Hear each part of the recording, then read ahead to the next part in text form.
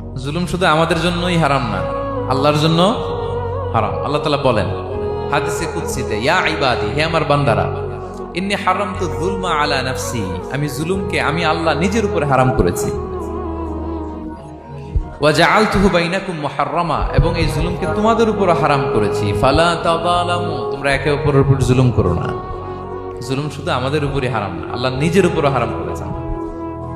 তাহলে জুলুমের সাথে কি মুমিনের কোনো সম্পর্ক থাকতে পারে? পারে না। এবং আল্লাহ তাআলা কখনো কোনো বান্দার উপর জুলুম করেন না। ওয়া আন্নাল্লাহা লাইসা বিযাল্লামিন লিল আবিদ, তিনি তার বান্দার উপর জুলুম করেন না।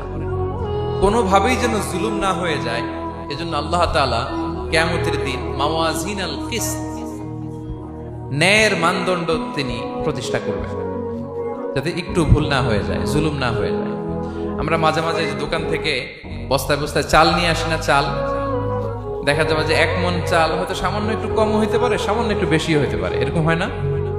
দেখবেন যে দিছে 10 কেজি, বাসায় এসে দেখবেন যে 10 কেজির চেয়ে একটু বেশি, একটু সামান্য বেশি কয়েক গ্রাম, অথবা 10 কেজির চেয়ে সামান্য কয়েক গ্রাম কম, এরকম হয়ে যায় না? মানুষ তো আমরা, কি বলেন? কিন্তু আল্লাহর নিক্তি পাল্লায়, মিজানের পাল্লায় এরকম হবে নাকি? হবে? আল্লাহ বলে না, মাওয়াজিনাল কিসত, ন্যায়ের মানদণ্ড সেটা।